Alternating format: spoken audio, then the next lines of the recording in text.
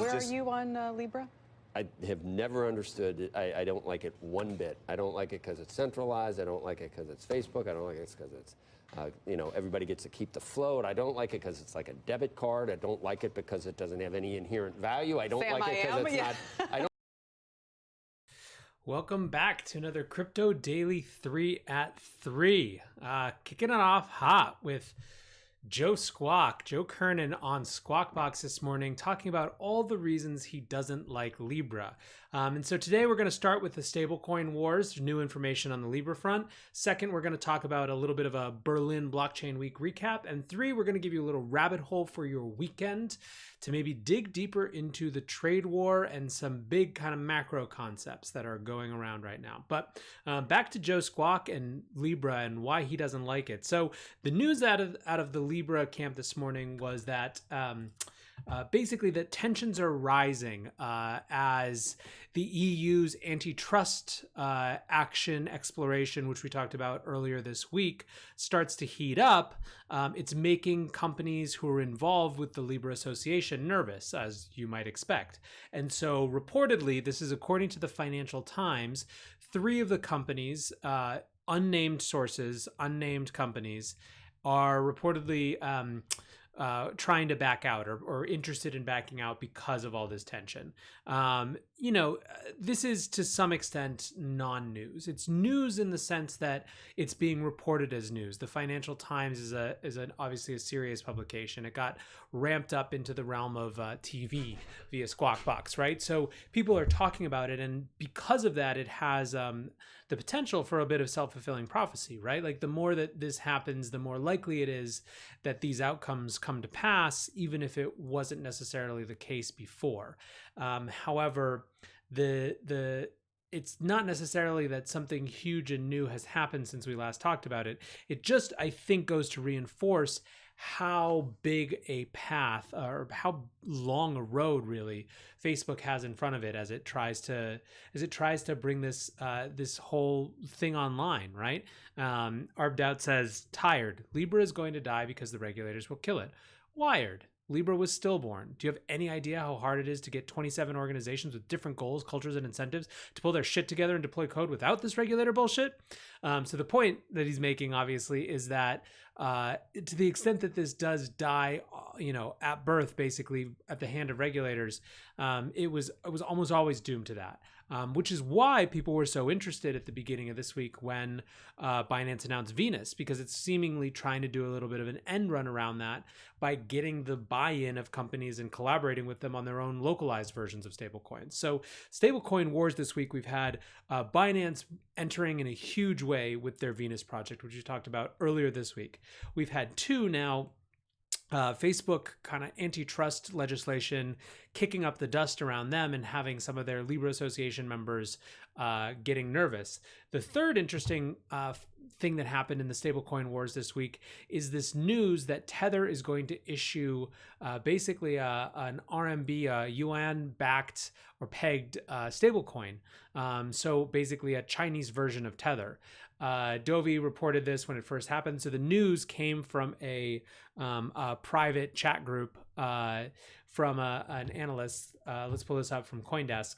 An over-the-counter trader in China and shareholder of crypto exchange Bitfinex, which shares managers and owners with Tether, revealed the move on WeChat on Wednesday, saying Tether plans to call the stablecoin CNHT.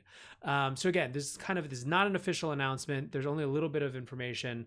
But Dovey in that thread was basically saying that there's a lot to be nervous about, that the Chinese government is not going to like this. She later posted, the boycott of Tether's CNHT by local Chinese crypto OG has already started. This one is by Jen Du, former co-founder of Huobi, owner of the biggest Chinese crypto media, Jinsi, and many others. His reason is it will bring systematic risk to local Chinese crypto people and companies. So all of this is just really interesting to point out where we are right now, which is that there's this incredible, there's so much happening between China accelerating its central bank digital currency on the one hand, Binance trying to make it dead simple for local local kind of country level governments to issue their own digital currencies. You have these sort of non-state, non-sovereign major competitors in the form of things like Libra. Tether is trying to compete by creating a Chinese denominated stablecoin. So a huge amount's going on in that space, and I think it has more to do with just it clearly is a bet that the power of an opportunity of digital currency is going to create immense value for the winners in that space. So lots to watch here, obviously an evolving story. But let's go on to number 2, which is Berlin Blockchain Week. So we talked about a little bit about this when we talked about Snowden's panel earlier this week.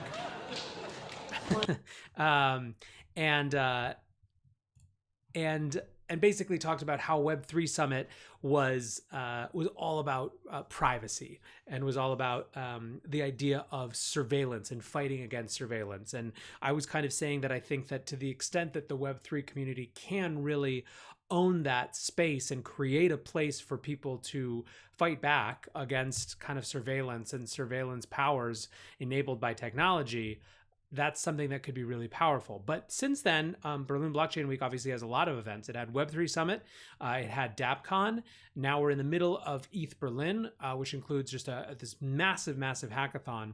And yesterday, seemingly the entire crypto community was triggered by the meme development panel at ETH Berlin, which you can see on your screen. For those of you who are listening to this, it's Amin, the founder of SpankChain, dressed as Amin normally does with a black Ethereum t-shirt, and 5 people dressed as furries. So full head-to-toe animal costumes. It looks like there's a lion, there's a bear, there's a leopard, there's a bat thing of some kind, and there's a fox, which sounded suspiciously like Vitalik. And so the way that this conversation went is obviously there's a huge number of people who, for them, this confirmed all of their suspicions about the absurdity and irrelevance of the Ethereum community. There are others who are interested in kind of this idea of mass adoption and trying to be professional and for actual users, and this being a way to isolate them. So kind of they're getting it on both sides. Meanwhile, Tony Sheng wrote, "This is the ideal developer community. You may not like it, but this is what peak performance looks like." And I believe that what Tony is referring to is the fact that, Ethereum has been under assault, or that community has been under assault for the last, forever, but especially the last week. And this is basically they're memeing their way back. They're kind of saying like, look, when the going gets weird, the weird turn pro, which is a famous quote from Hunter S. Thompson. And this is what it looks like. And by doing this, by owning it, they're actually casting a net and planting a flag and says that if you don't fit, you can come hang with us. And I think that people maybe underestimate just how powerful that is in terms of attracting developers. But it's kind of neither here nor there when it comes to the actual substance of this event, which I think really if you look across the events going on in Berlin, there's just no denying how deeply developer focused and developer centric they are.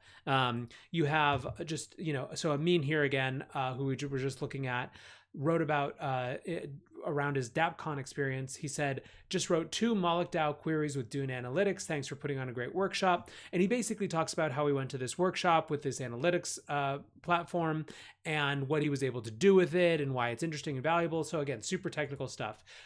Chris Hobcroft basically prepared a list of interesting project previews for people who were going to the ETH Berlin and the kind of the hackathon, right? So, just a huge amount of developer focus at this event. If you're looking for kind of a high-level overview, Christine Kim from CoinDesk was there and did this kind of long thread about everything happening. And I guess the one other thing I wanted to return to is just the sum up, as we talked about the other day, of just what Web3 meant and how it kicked the whole week off. So Lane, Reddit, an Ethereum core developer, wrote, "The Web3 summit feels less like a summit and more like a university, one that meets just once a year for 3 days. The main talks are the lectures, the professors are cypherpunks, the hacker spaces, the study groups. How do we scale this and make it permanent?" So anyways, there's a lot of really positive sentiment coming out of these events. And I think that we're just beginning, they're still ongoing. ETH Berlin is happening as we speak, and it'll be going on around the weekend. But I'm excited to see what comes out of these events.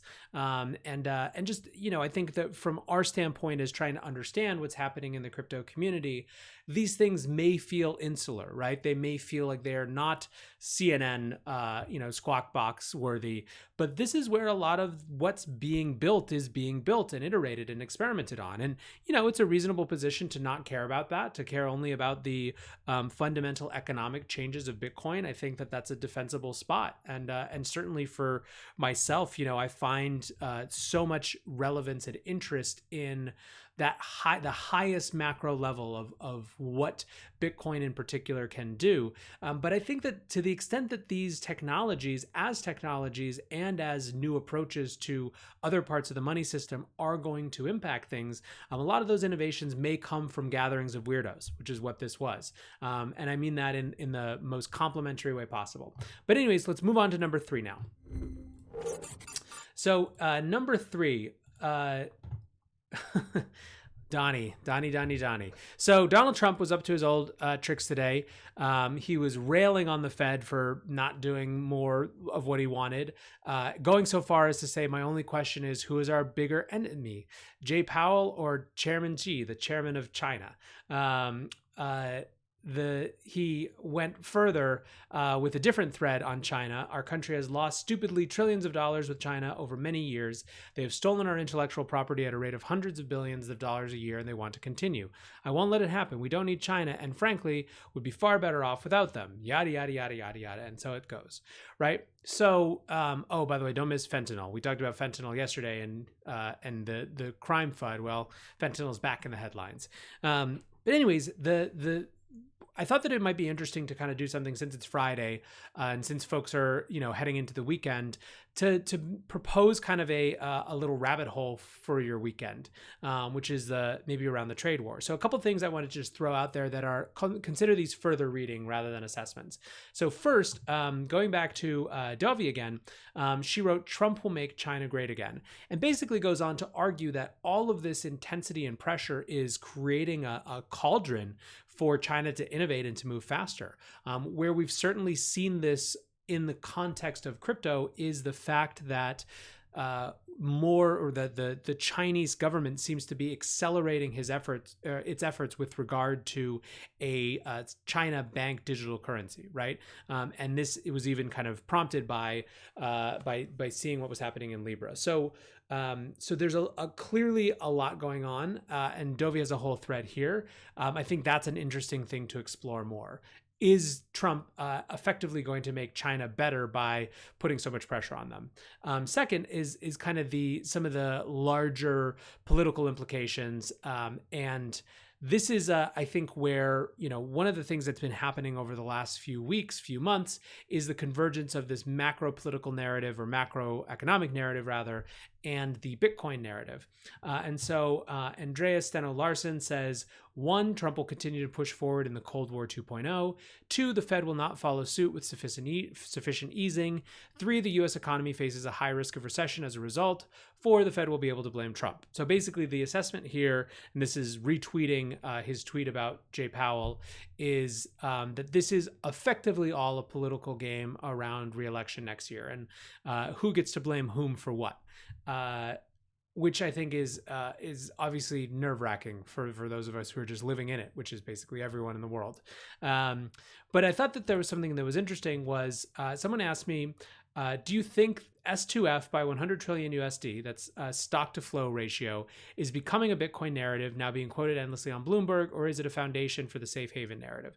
So this is really getting at, what we've been talking about on 3 at 3 for the last few weeks, which is this idea of Bitcoin as a safe haven. And so there's no question about why people are interested in the idea of Bitcoin as a safe haven. We saw it with we're seeing it as we watch these seemingly kind of insane back and forths on mediums like Twitter about huge economic issues. The question obviously is what's driving it, and so the analysis that he's talking about, and this is kind of your homework for the weekend, let's call it, if you want to read it, is comes from Plan B, and it's called Modeling Bitcoin's Value with Scarcity. And basically, he talks about the idea of the stock to flow ratio. So the stock being the supply of something, and the flow being the ease of making more of it, right? And so things like gold have a very high stock to flow ratio, where you could, make a huge amount more, or you could significantly increase the supply of gold in terms of mining, and it wouldn't impact the overall supply very much. Bitcoin has a similar kind of scarcity, where there's so much less Bitcoin being minted now as compared to what already exists, that it creates a really high stock to flow ratio. And so Plan B effectively takes this concept, which builds off work by Nick Szabo and was kind of most best known or best popularized, I guess you would say, by Safedine in the Bitcoin Standard, and actually models it out from where Bitcoin's stock to flow ratio is now and what it's likely to be over time. And so this has come up in a number of kind of these macro guys' recent analysis and coming over to Bitcoin, most notably or most recently Raoul Pal and conversation with Dan Tapiero. So they talked about Plan B specifically in this analysis specifically. And so my answer was basically that yes, I did in fact think that this idea of kind of a stock to flow ratio was part of the narrative driving the safe haven narrative, or I guess driving the safe haven piece of things, but that it was basically a way to model out what scarcity looks like in market terms and what it might mean going forward. So anyways, I think that again, as I said, this is not so much a big comprehensive analysis here. It's more something that I think, as we see more bluster around the trade war, as we see more just kind of insecurity and unassuredness when it comes to the footing that we're on economically, I think understanding more than just does Bitcoin number go up when stocks go down on any given day, but what the fundamental idea behind this safe haven narrative is really worth making your own assessment around, right? It's a do your own research kind of situation, and all of it's available. So I want to close with that. I think it's an interesting thing to explore for the weekend, and always, as always, keeping an eye on Hong Kong. Amazing images coming out of there, where something like 45 kilometers of people holding hands all around the city, organized by no central authority, as Jason Choi put it. You might call it, hold on, let me find the exact quote because it's too good. Jason Choi says, returned home from Berlin to find citizens have self-organized without one single organizer into a human chain spanning 45 kilometers. In other words, a leaderless 560 block chain. All right, guys, it's been a great week. I hope you've enjoyed it. I will catch you on Monday. Peace.